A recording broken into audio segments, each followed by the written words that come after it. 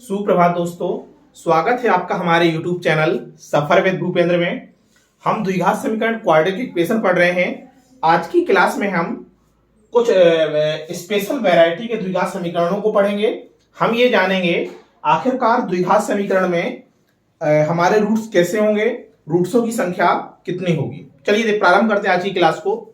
आज की क्लास का हमारा पहला सवाल है, कह रहा समीकरण modulus mod x square minus 7 mod x plus 12 बराबर 0 के मूलों की संख्या है।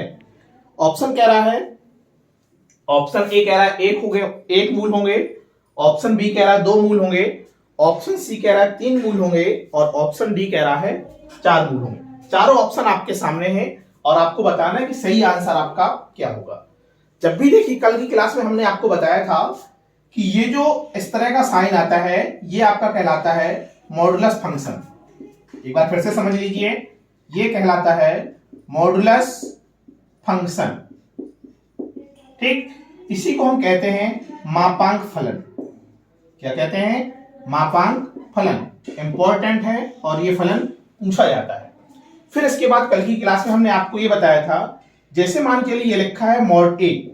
अब देखिए मॉड ए कितनी तरह से खुलेगा। जो मॉड का सवाल होगा, ये जो मॉड का नेचर होता है वो आपका दो तरीके से क्या होता है, ओपन होता है। एक तो तब होता है जब ए का मान क्या हो, ए ग्रेटर इक्वल क्या हो, 0 हो। ठीक, ए ग्रेटर इक्वल 0 हो, तब ऐसी स्थिति में हम क्या लेंगे, ए को पॉजिटिव लेते हैं। और दूसरी स्थिति में देखिए यहां पे हम क्या लेंगे, ए लेंगे। लेकिन दूसरी स्थिति में जब ए हमारा क्या हो, लेस देन 0 हो, अर्थात ए का मान हमारा क्या है, नेगेटिव मान आए, तो ऐसी स्थिति में हम ए को क्या लेंगे, माइनस ए लेंगे। ये हमारा क्या कहलाता है, ये जो नेचर दर्शाता है, ये सारा का सारा आपका मापांक फलन या मॉडुलस फंक्शन कहलाता है। ठीक, और इसी फंक्शन पर आधारित हमारे क्वाड्रेटिक इक्वेशन के सवाल इसी पर आधारित पूछे जाते हैं। चलिए देखते हैं आज की क्लास का हमारा पहला सवाल कुछ ये है। अभी आपने समझा, एक बार फिर से हमने आपको बताया मॉडुलस फंक्शन मापांक फलन के बारे में। चलिए देखते हैं।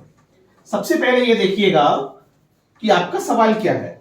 हमारा सवाल देखिए इस तरह से दिया था, ये था mod x square minus 7 mod x plus 12 equal to 0। यहां पे देखिए आपके दो केस बनते हैं। पहली कंडीशन बनती है, केस पहला बनता है, केस फर्स्ट, जब ए ग्रेटर इक्वल क्या हो, 0 हो। जब ए ग्रेटर इक्वल 0 तो देखिए क्या रहेगा आपका, ये खुल जाएगा x square minus 7x plus 12 बराबर 0। यहां से आप इसे सॉल्व कर लीजिए। ये मिलेगा x square minus 4x minus 3x plus का 12 बराबर 0। यहां से आप चाहें तो x कॉमन ले लेंगे, तो यहां मिलेगा x माइनस 4। यहां से आप माइनस 3 कॉमन ले सकते हैं। यदि -3 आप कॉमन निकालेंगे तो ये मिलेगा x minus 4 is equal to 0। यहां से आपको दो ब्रैकेट मिले, एक ब्रैकेट मिला x माइनस 4, दूसरा ब्रैकेट मिला x minus 3 is equal to 0। दोनों ब्रैकेटों को आप अलग अलग 0 के बराबर कर सकते हैं। देखिए हमने क्या किया, हमने x माइनस 4 बराबर 0 को अलग से 0 के बराबर किया। यहां पे भी हमने x माइनस 3 को अलग से 0 के बराबर किया। जब यहां से आपने किया तो देखिए x बराबर कितना मिला, 4 मिला। यहां पे देखिए आपको कितना मिला, x बराबर कितना मिला, 3 मिला। कोई दिक्कत नहीं।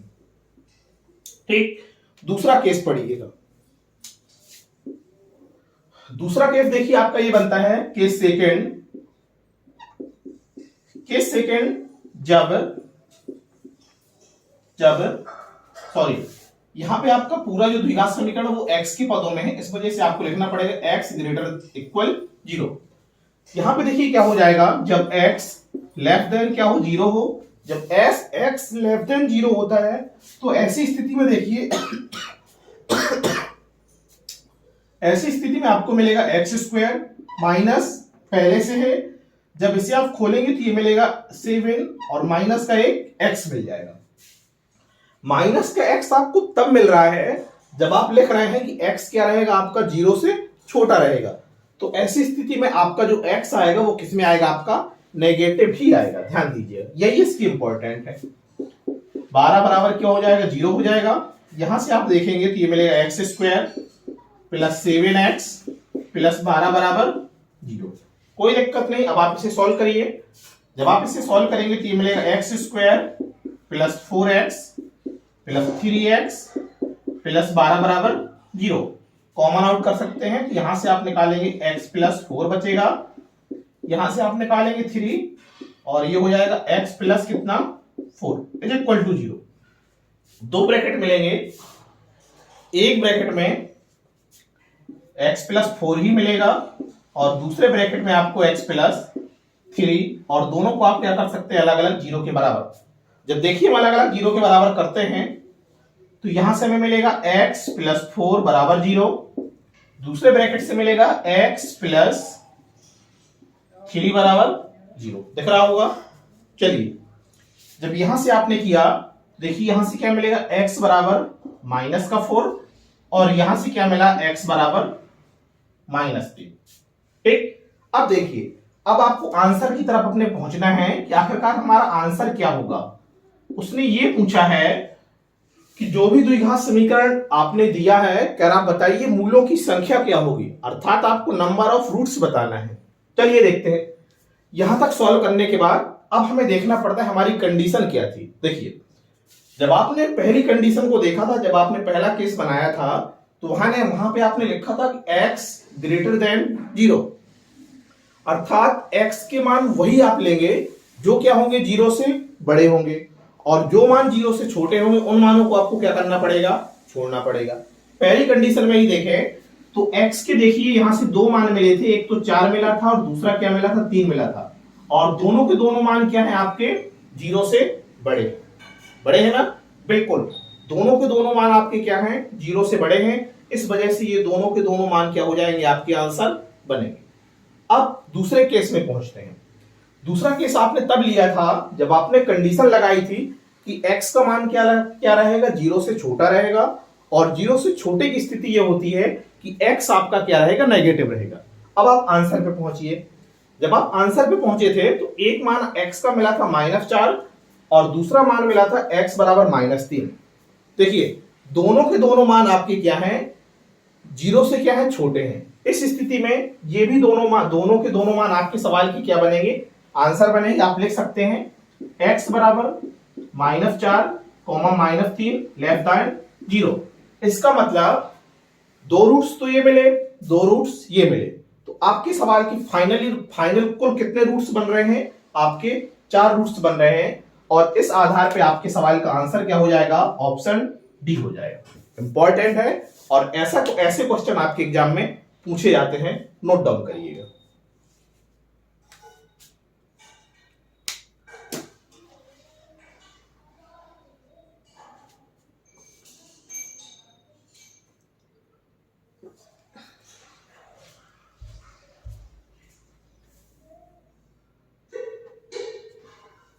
चलिए अगला क्वेश्चन देखते हैं।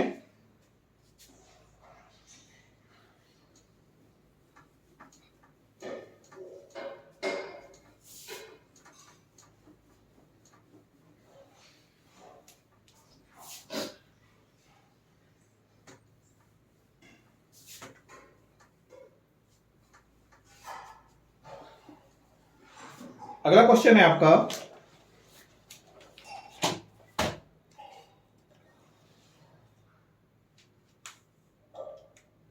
कह रहा है समीकरण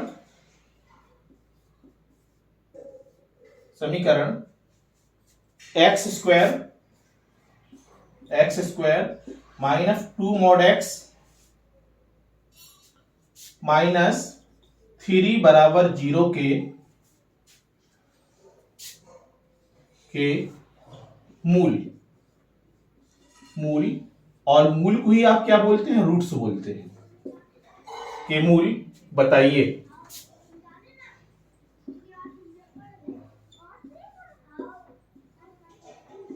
ठीक है, चलिए ऑप्शन देख लीजिए। पहला ऑप्शन दे रहा है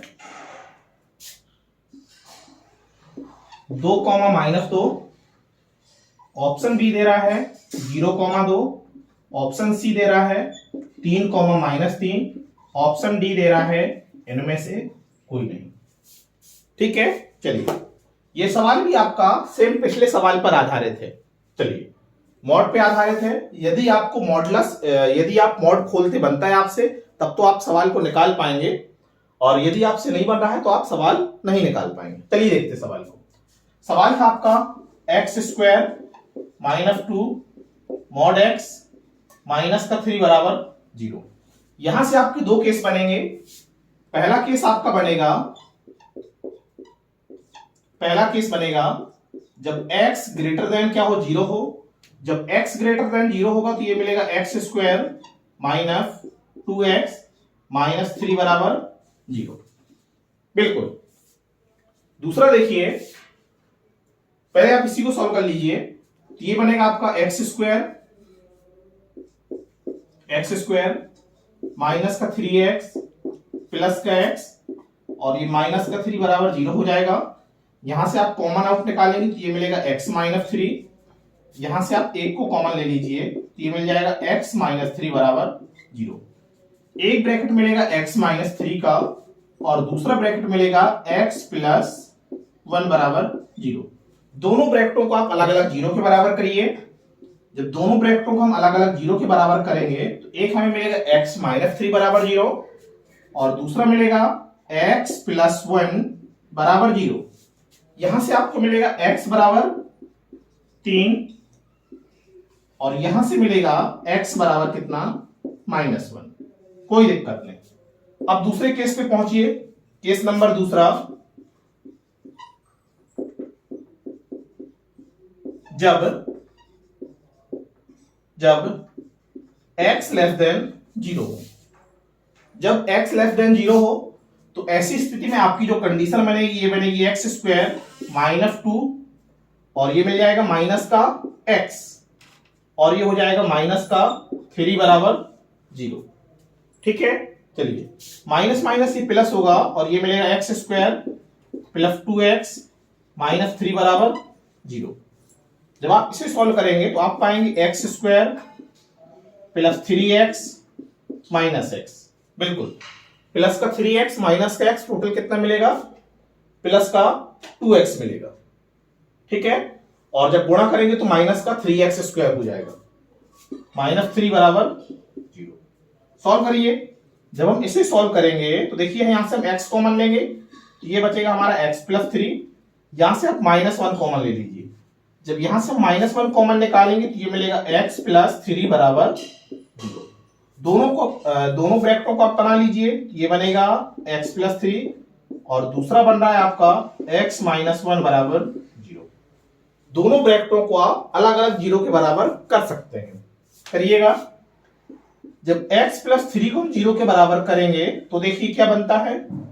जब हम x माइनस 1 को 0 के बराबर करेंगे तब देखिए क्या बनता है। यहां पे देखिए मिलेगा x बराबर कितना माइनस का 3, और यहां से मिल जाएगा x बराबर कितना 1। ठीक है, आपने देखिए क्या किया, रूट्स निकाल लिए। अब आपको कहां पहुंचना है, अपने आंसर पे पहुंचना है कि कौन से आपके सवाल के आंसर को बनाएंगे और कौन से मूल रूट्स आपके सवाल का आंसर नहीं बनेंगे। चलिए देखते हैं। यदि हम पहले केस की बात करें तो पहले केस में आपने लिखा था, पहली कंडीशन थी जब x ग्रेटर देन इक्वल क्या हो 0 हो। इसका मतलब x का वही मान आप लेंगे जो मान क्या हो 0 से बड़ा हो। तो यहां पे देखिए जब हम आंसर की तरफ देखते हैं तो x का मान, एक मान तो हमें 3 मिल रहा है, और 3 क्या है 0 से बड़ा है। इसका मतलब ये हुआ x बराबर 3 तो हमारे सवाल का आंसर बनेगा, लेकिन क्या x बराबर -1 हमारे सवाल का आंसर बनेगा? तो जवाब आएगा नहीं, संभव नहीं है। ऐसा क्यों? क्योंकि कंडीशन आपने ये लगाई थी कि x के आप वही मान लेंगे जो 0 से क्या होंगे बड़े होंगे, और यहां पे देखिए x का मान क्या निकल के आ रहा है -1। इसका मतलब ये हो जाएगा ये तो संभव ही नहीं है। क्या नहीं है? संभव नहीं है। क्यों संभव नहीं है? क्योंकि ये क्या बन के आ रहा है, x बराबर -1 आ रहा है, और आपने कंडीशन में लिखा था कि हम x के वही मानों को लेंगे जो क्या होंगे 0 से बड़े होंगे, अर्थात आप धनात्मक मानों को लेंगे। तो इस आधार पे आपको ये आंसर क्या करना पड़ेगा, छोड़ना पड़ेगा। दूसरे केस पे पहुंचिए। जब हम केस नंबर दूसरे पे पहुंचते हैं तो कंडीशन हमने ये लगाई थी कि x लेस देन 0। इसका मतलब ये हुआ x के हम उन्हीं मानों को लेंगे जो क्या होंगे, 0 से छोटे होंगे। ठीक, और 0 से छोटे होने का मतलब होता है ऋणात्मक मानों को लेना। ठीक, 0 से छोटे मान कौन से होते हैं? 0 से हमारे छोटे मान आपके ऋणात्मक मान होते हैं। ठीक, तो देखिए ऐसी स्थिति में आपको धनात्मक मानों को क्या करना पड़ेगा, छोड़ना पड़ेगा। और जब आपने x लेस देन 0 लगाया था तब आपको दो मान मिले थे। एक मान तो हमें मिला था x बराबर -3, और -3 आपका क्या होता है, 0 से छोटा होता है। इसका मतलब ये तो हमारे सवाल का आंसर बनेगा। लेकिन एक मान आपको और मिला था x बराबर 1। क्या x बराबर 1 0 से छोटा होता है? तो जवाब आएगा नहीं। ठीक, क्योंकि x बराबर 1 0 से क्या होता है, बड़ा होता है, क्योंकि ये धनात्मक मान है। तो इसका मतलब हुआ ये आपके सवाल का आंसर नहीं बनेगा। तो आंसर हो जाएगा संभव नहीं है, संभव नहीं है। तो अब बताइए कि कौन कौन से आपके सवाल के आंसर बन रहे हैं। देखिए यहां से क्या बन रहा है, x बराबर 3, और यहां से क्या बन रहा है, x बराबर -3। इसका मतलब आपके सवाल के जो रूट्स बनेंगे, आंसर हो जाएगा 3 एंड -3। ये आपके सवाल बनेंगे जो आपको कहां मिल रहे हैं, ऑप्शन नंबर सी पे मिल रहे हैं। ठीक, और यही आपके सवाल का फाइनली क्या बनेगा, आंसर बनेगा। ठीक है, तो नोट करिए, इंपॉर्टेंट है और ऐसे क्वेश्चन आपके एग्जाम में पूछे जाते हैं। ठीक है, तो आज यहीं तक, इसके बाद मिलते हैं कल नेक्स्ट अगले वीडियो में। तब तक के लिए थैंक यू।